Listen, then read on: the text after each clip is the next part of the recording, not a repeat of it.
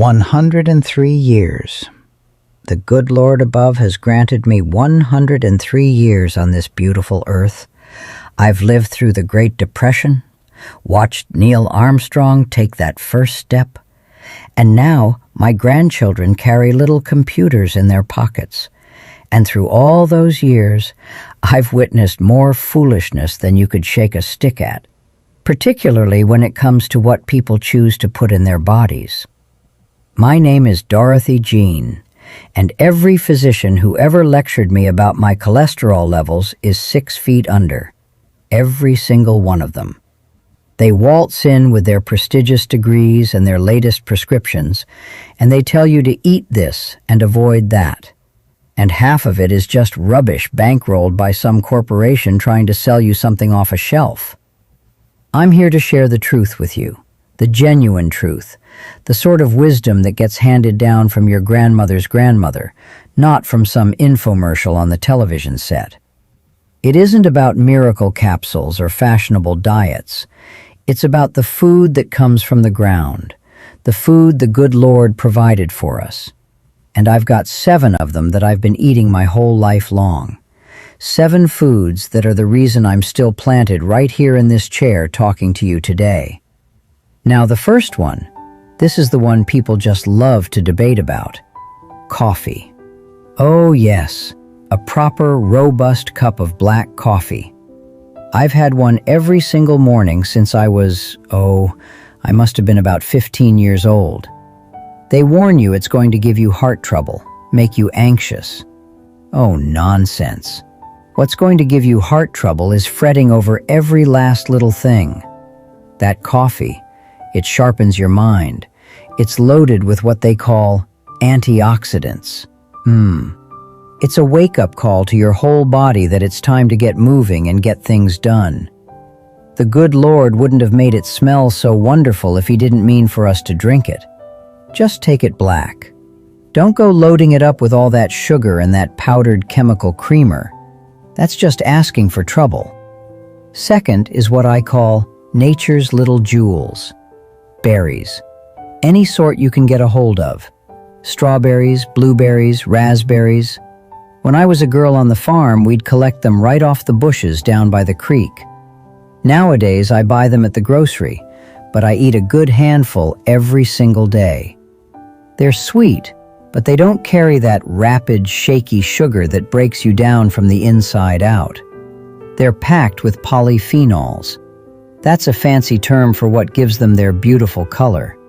And just like my grandmother always told me, God rest her soul, the remedy is in the richness of the color. It's what guards the fruit, and it's what will guard you. Keeps the swelling down. Number 3. This one comes right out of the sea. Oily fish. I'm talking about salmon, sardines, mackerel, the rich, fatty kind. We didn't see much salmon growing up on a farm in Minnesota, but we had canned sardines in the pantry. Ate them right on crackers with a little mustard. My father, he used to call it a farmer's quick lunch. I call it the smartest meal you'll ever eat. Your brain is built from fat, and it requires good, clean fat to keep running smoothly. That EPA, that DHA, that's the oil that keeps the whole machine from seizing up. It keeps your thoughts organized. It keeps the melancholy from sneaking in. They caution you about mercury levels. I caution you about a brain that can't recollect your own grandchildren's birthdays. I'll take my chances with the fish. All right, number 4. This is another one they fib to you about. Eggs. The entire egg, the yolk included. For 40 years, 40 whole years, they told us the yolk was going to clog up our arteries, terrified an entire generation into throwing away the most complete food the good Lord ever created. It's simply not true. The yolk is where all the goodness lives. It's got that choline for your brain, that lutein for your eyesight. It's a perfect little parcel of nutrition. I eat 2 every morning, fried in real butter from the farm, and my heart is still going strong as ever. Thank you very much. And that brings me to number 5. And this one is going to make all those modern health enthusiasts absolutely shudder. Red meat. Oh, yes, indeed. Good grass-fed red meat. The kind that comes from a cow that actually grazed out in the open pasture. They insist it's going to be the end of you. Absolutely not. Your body needs what's packed inside that meat. It needs that iron, that B12, that carnitine. Those are the things that give your muscles their staying power, that keep your blood vigorous.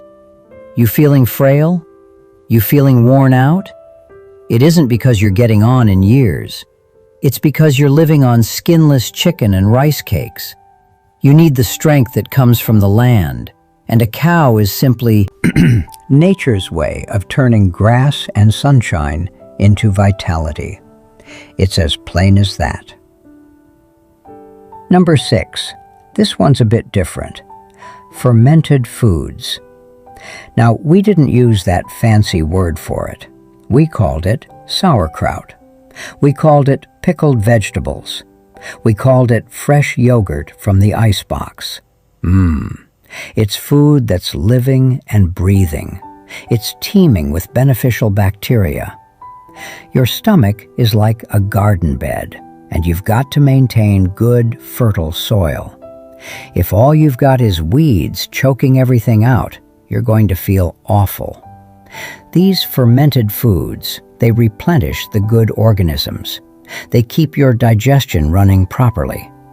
A well-tended stomach is a well-lived life. You remember that now. And the last one, number 7. This is my own little treasure, my daily treat. Pure cacao. Not candy.